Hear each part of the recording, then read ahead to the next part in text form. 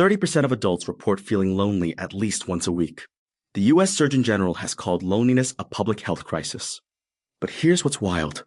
While we're more isolated than ever, millions of people are building real relationships and earning actual income in virtual worlds. Today, we're exploring why virtual worlds matter today, specifically how they deliver both social connection and economic opportunity, and what this means for how we think about community and work in the digital age. By the end of this episode, you'll understand how these digital spaces create genuine human bonds and why they're becoming essential infrastructure for modern life. So let me ask you this. When most people hear virtual worlds, they probably think gaming or escapism. But you're arguing these are actually solving real problems. What's really happening here? Right, so the key insight is that virtual worlds deliver two measurable outcomes simultaneously: social connection and economic opportunity. And these aren't accidents. They emerge from specific social dynamics that are designed into these environments. We're talking about platforms like Second Life and IMVU, where real people interact through avatars, but the human presence behind those avatars is completely authentic. Wait, so you're saying the relationships formed in these spaces are actually real? Not just, people playing characters? Exactly. Every conversation reflects a human presence on the other side. The setting is rendered, but intention, humor, empathy, and reliability remain completely human. Some of these relationships last more than a decade. Friendships formed 15 years ago still continue today. In certain cases, online connections lead to in-person partnerships and even marriages. That's incredible. But let's talk numbers for a second. You mentioned economic opportunity. What does that actually look like? The numbers are pretty striking. Linden Lab reports over $1.3 billion paid to creators since Second Life's launch. On IMVU, creators collectively earn tens of millions of dollars each year. We're talking about hundreds of people earning 6 figures annually and a smaller group reaching 7 figures.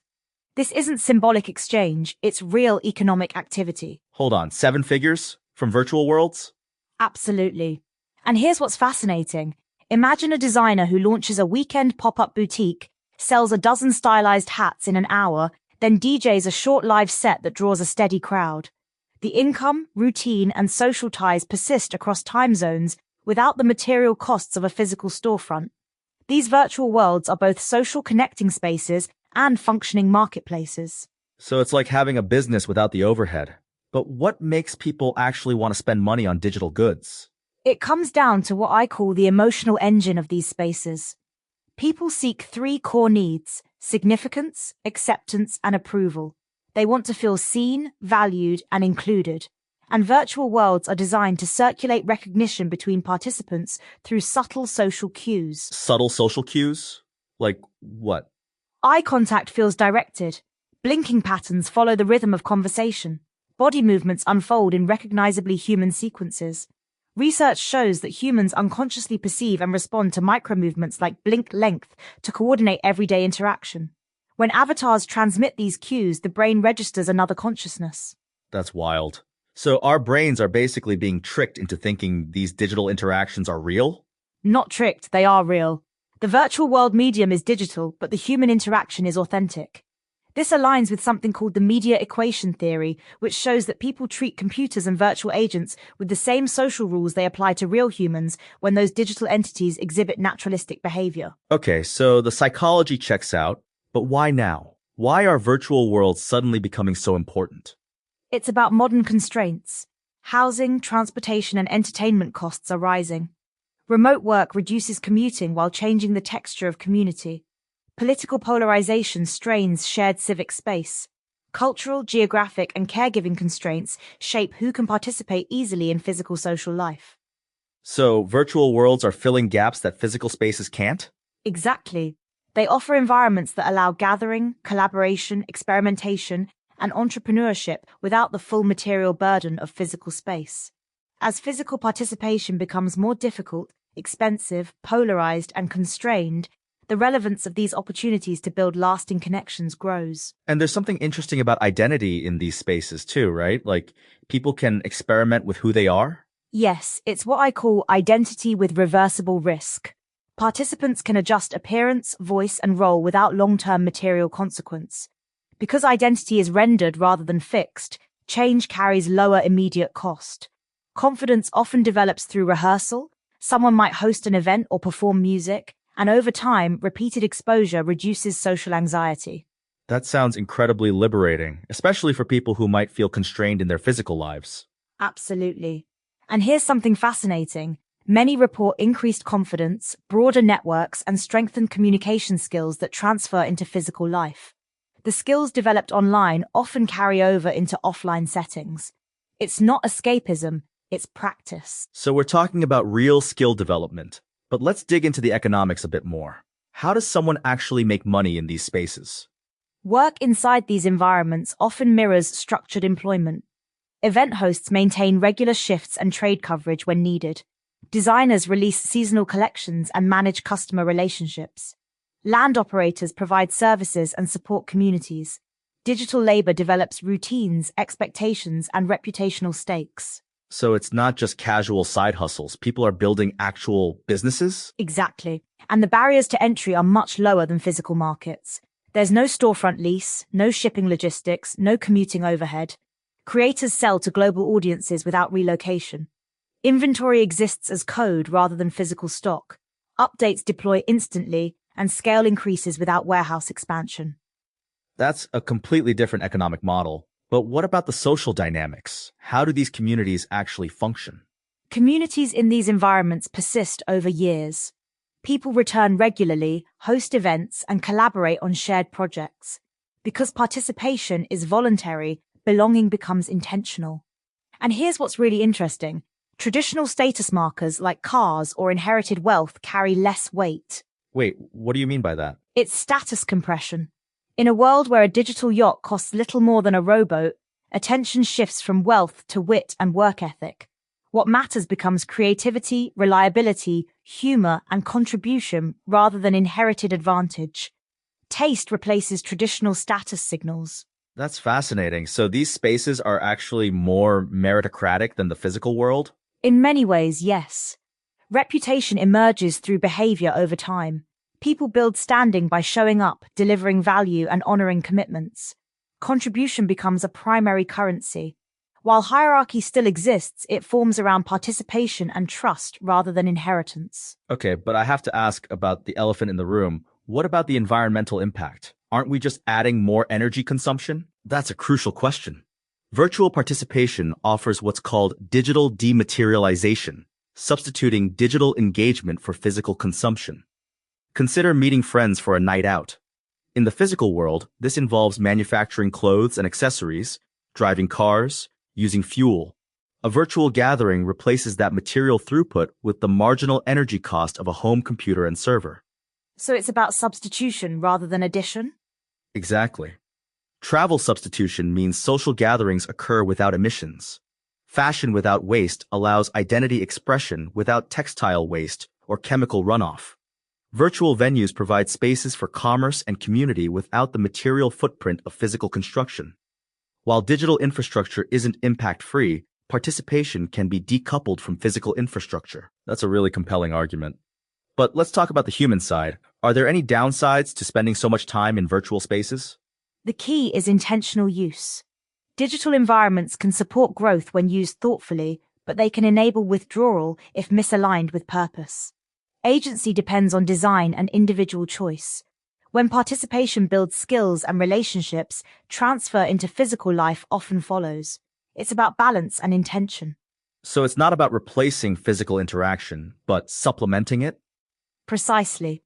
Virtual worlds operate alongside physical society and extend its reach.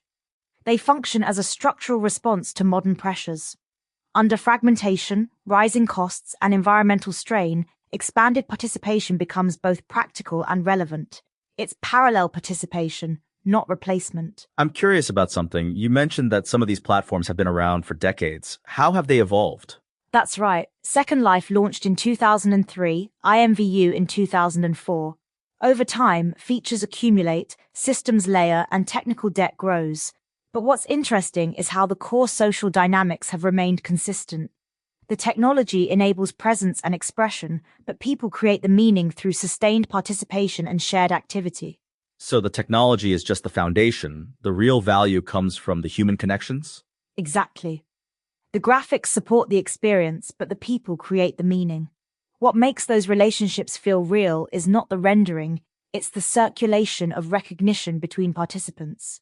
The emotional resonance is entirely human, even though the architecture is digital. That's beautiful.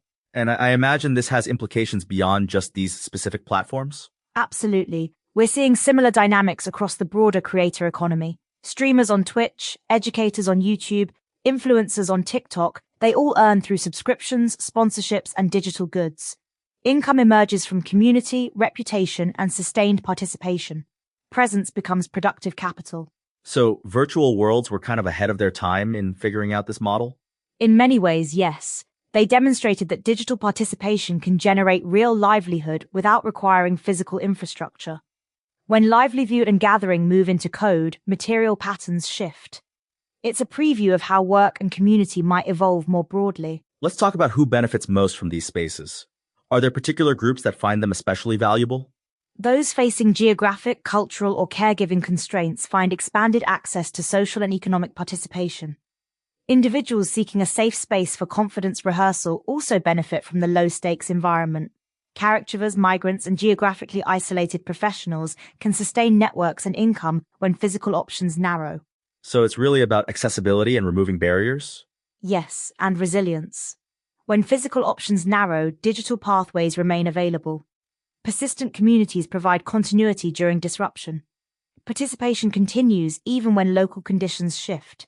It's about having multiple pathways to belong, create, and contribute. That resilience aspect seems especially important given everything that's happened in recent years. Absolutely. The pandemic accelerated many of these trends. Remote work became normalized, physical gathering became constrained, and people discovered that meaningful connection could happen through digital mediums. Virtual worlds provided a model that many other platforms then adopted. So when you step back from all this, what's the bigger picture? Why should people who've never thought about virtual worlds care about this? Virtual worlds matter because they expand access under modern constraint. When geography, cost, or social risk limit participation, digital pathways remain available. Connection and contribution become less dependent on proximity. Economic mobility gains additional routes. Resilience strengthens when multiple pathways exist. And this isn't just about technology, it's about human needs and how we meet them? Exactly. At its core, this is about belonging, purpose, and agency. Virtual worlds demonstrate that these fundamental human needs can be met through digital participation when the design centers real human interaction. They're not replacing physical society, they're extending its reach and flexibility. Here's what really strikes me about this conversation.